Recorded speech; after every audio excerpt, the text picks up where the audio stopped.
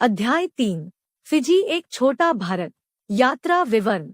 इस पाठ में फिजी देश का संक्षिप्त परिचय दिया गया है। कई अर्थों में फिजी एक छोटा भारत है। भारत की एक प्रमुख विशेषता अनेकता में एकता फिजी में भी दिखाई देती है।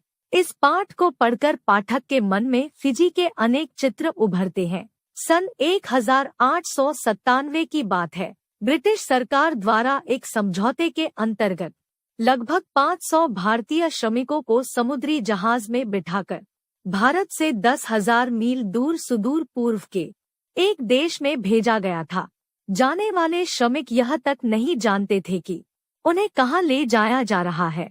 महीनों की कष्ट भरी, थका देने वाली, बीमार कर देने वाली यात्रा पूरी करके भारतीय श्रमिक फिजी पहुंचे थे। वहां पहुंचकर वे ब्रिटिश साम्राज्य के अंतर्गत चीनी उद्योग को स्थापित करने में जी जान से जुट गए थे। शर्तबंदी प्रथा, जिसे एग्रीमेंट कहा जाता था, के अंतर्गत ये लोग गिरमिटिये कहलाने लगे। गिरमिट उनके लिए श्रम भूमि थी। गिरमिट के कठोर दिनों में रामायण की चौपाइयों ने उन्हें साहस दिया। अपने साथ वे भारतीय संस्कृति की धरोहर स्वरूप राम, कृष्ण, हनुमान, शिव आदि से संबंधित भजन गीत आदि लेकर गए थे। दिन के कठोर परिश्रम से थकने के बाद रात को विभिन्न समूहों में वे इन्हें गाते थे और भारत से जुड़े रहते थे। सन 1916 तक 60,000 से अधिक भारतीय श्रमिक बनकर फिजी पहुंच चुके थे। इनमें अधिकांश अपना एग्रीमेंट समाप्त कर फिजी में ही बस गए थे। तब कौन जानता था कि ये अनपढ़ भारतीय प्रवासी एक दिन फिजी के सम्मानित नागरिक होंगे। प्रशांत महासागर के दक्षिण पूर्व में सरोवर में खिले कमल की तरह सैकड़ों छोटे द्वीप बिखरे पड़े हैं। इनमें से 343 द्वीपों के एक समूह को फिजी कहते हैं। हरे हरे नारियल के वृक्ष और सुनहली बालू से फिजी का तट घिरा हुआ है। फिजी में सौंदर्य बांटने में प्रकृति ने उदार हृदय का परिचय दिया है। फिजी की कुल जनसंख्या का आधे से अधिक भाग भारतीय मूल के लोगों का है। प्रवासी भारतीयों का इतना बड़ा प्रतिशत विश्व के अन्य किसी भाग पर नहीं मिलता है। 10 अक्टूबर 1874 में फिजी ब्रिटिश साम्राज्य का अंग बन गया था।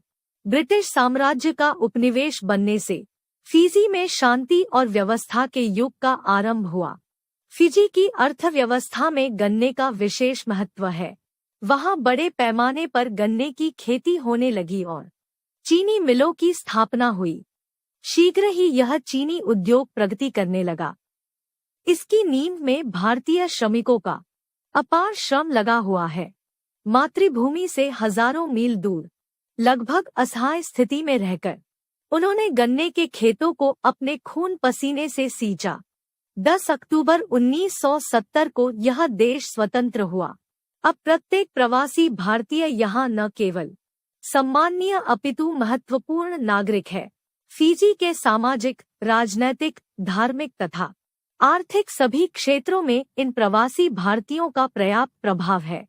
जिस प्रकार हिमालय पर्वत भारत का अडिग प्रहरी है, उसी प्रकार गोस्वामी तुलसीदास का रामचरितमानस फिजी के प्रवासी भारतीयों की भाषा, धर्म, संस्कृति तथा सभ्यता की रक्षा करने वाला प्रहरी है। संघर्ष के कठोर दिनों में रामचरितमानस की चौपाइयां ही उनका संबल बनी थी। वहां गांव-गांव में रामायण मंडलियां है। प्रति सप्ताह इनकी बैठक होती है। वहां हनुमान के भक्त भी सर्वत्र हैं। अनेक घरों के बाहर लहराती हुई लाल झंडियां इसका प्रतीक है। दशहरा, दीपावली और होली यहाँ के राष्ट्रीय त्योहार है। इन्हें भारतीय परंपरा से ही मनाया जाता है। यहाँ ईद, पोंगल और गुरुपर्व भी श्रद्धापूर्वक मनाए जाते हैं। यहाँ मंदिर, मस्जिद, गिरजाघर तथा गुरुद्वारा पर्याप्त मात्रा में हैं। हिंदू, सिख, मुस्लिम, ईसाई लोगों में भाईचारा यहाँ की विशेषता है। हिंदी भाषा को यहाँ पूर्ण मान्यता प्राप्त है। यहाँ की संसद के दोनों सदनों में हिंदी भाषा के प्रयोग को पूर्णतः संवैधानिक मान्यता प्राप्त है। प्रत्येक संसद सदस्य अंग्रेजी, हिंदी और फिजियन भाषा का प्रयोग करने के लिए स्वतंत्र है।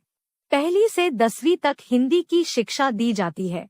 यहाँ हिंदी के 5 समाचार पत्र निकलते हैं। फीजी के राष्ट्रीय स्तर के कवि पंडित कमला प्रसाद की शिक्षा दीक्षा भारत के वृंदावन गुरुकुल में हुई थी। फीजी में आपको भारत के अनेक प्रांतों का अद्भुत मिश्रण दृष्टिगोचर होता है।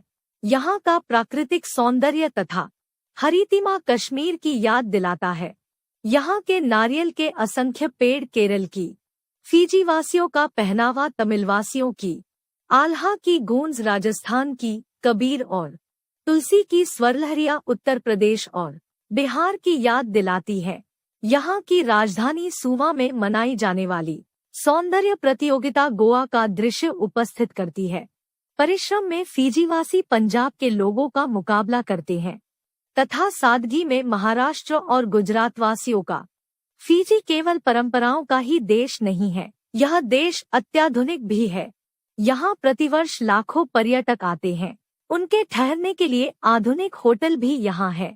यहाँ की सड़कों पर नवीनतम मॉडल की कारें भी दिखाई दे जाती है। यहाँ के विज्ञापनों की शैली भी आधुनिक है। फीजी का नांदी हवाई अड्डा विश्व प्रसिद्ध है। फीजी रेलगाड़ी से यात्रा नहीं करते। यहाँ सर्वत्र रेल की पटरियां बिछी है, जिन पर गन्ने से भरी ट्रालियां चीनी मिलों तक पहुँचती हैं। आम यात्रियों के लिए टैक्सी कार की सुविधा उपलब्ध है। यहाँ के दर्शनीय स्थलों में चट्टान पर स्वतः बनी पिता पुत्री की मूर्ति, एक झील में तैरता हुआ द्वीप तथा एक पर्वत पर स्वयं प्रकट हुई शिवलिंग की मूर्ति उल्लेखनीय है। संचार के सभी आधुनिक माध्यम फिजी में हैं। यहाँ सिनेमा, टेलीविजन तथा रेडियो भी लोकप्रिय है। यहाँ के सिनेमाघरों में भारतीय फिल्में खूब दिखाई जाती है। फीजी में विवाह संस्कार की पद्धति भी भारतीय ही है। अग्नि को साक्षी बनाकर वर वधू सप्तपदी का विधान पूरा करते हैं। बच्चों के जन्म पर छठी आदि के अनुष्ठान होते हैं। देह के नष्ट होने, मृत्यु पर दाह संस्कार भी वैदिक रीति से मंत्रोच्चारण के साथ किया जाता है। भारतवर्ष एक बड़ा और महान परंपराओं वाला देश है।